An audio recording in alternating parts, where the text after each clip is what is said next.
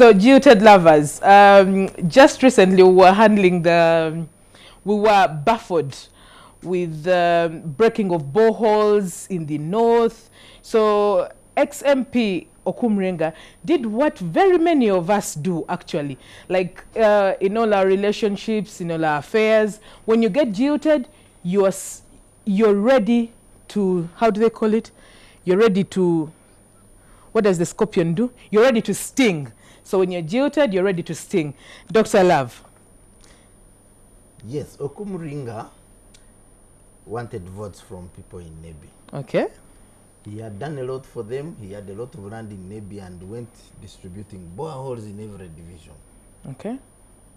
But they didn't vote for him. Sad. So in anger, he removed his boreholes. But they didn't vote for him on more than 2 occasions. Yeah, he this lost. time it was in the municipality. It was a new constituency. So they didn't vote for him and he took it personally. I also have an example of my own MP who actually unroofed a school in a place where he got very little votes, and he had actually roofed the school, entire classroom block. So, you give people your gifts. You do not tell them that this is in return for votes. Okay. But you assume they will improve your acceptability. So when it doesn't happen, you can choose to ignore and sulk and say, okay, they are ungrateful. You can decide to demand back your gifts. But you see, Dr. Love, in all our life, we are given gifts and we receive gifts right from childhood. A mother thinks that the daughter owes her a certain level of appreciation and gifting because I birthed you, I gave birth to you, I raised you. I didn't kill you. I could have, but I didn't do it. So we find ourselves in a generation where when the child grows, the parent has this aspect of, you owe me so much. Is that a right way to look at things? Like, you give me, I give you something for something? Yeah, gifts in relationships a matter of course. There must be gifting. But if you want to get the real context of gifts within love relationships, let's look back at the original human beings where sex was transactional.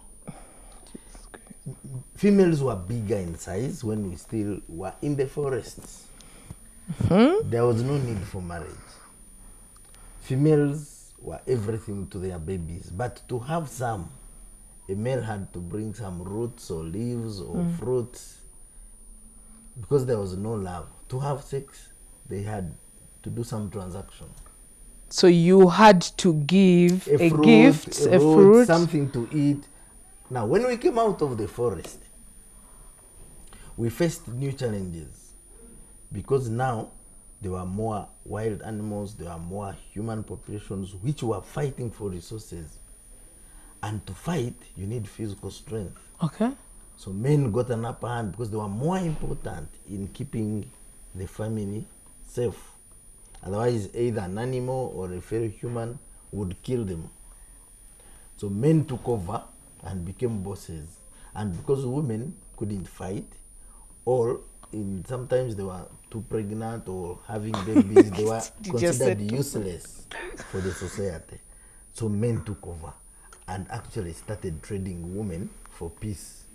I give you a woman, you don't fight me. Yes. So that's how these marriages started.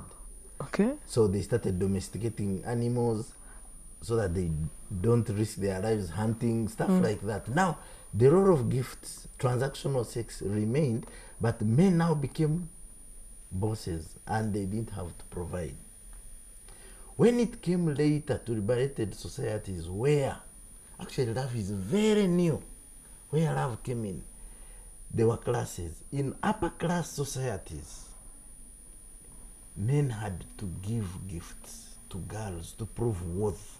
Perfume, yes, but dresses. The women were also empowered and rich, so you didn't have to give land, gift that would improve their economic status. No, Okay. you give a gift within their economic status to show that you can look after them. Okay.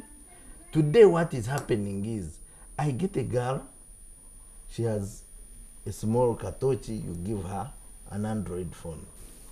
In a way, you have improved their status, meaning that this is a gift you yourself can't buy for yourself. So me, I have come in. So when I improve your status with a gift, it is no longer just a gift. Okay. In a way, it is a transactional gift. You are not my daughter, you are not my sister, my relative. You are a stranger, in quotes. We just met. I give you an Android phone, I buy you a car, give you a plot of land. Do not be naive. It is not So, just for just. Would it be fine for me to think that I am taking your Android phone and you're taking away my capability, so I should be ready to be on your beck and call? Anytime you call, I run to you. Anytime you say I want how should I call it nicely? You want some? Yeah, anytime you say you want some, I should be very quick to run to you and give it to you. And in case I am done with that chapter, I give you back your phone and I take back my freedom. Okay, now what happens is, because especially women of today, they want these gifts, they will start arguing with civil arguments and saying it was not discussed.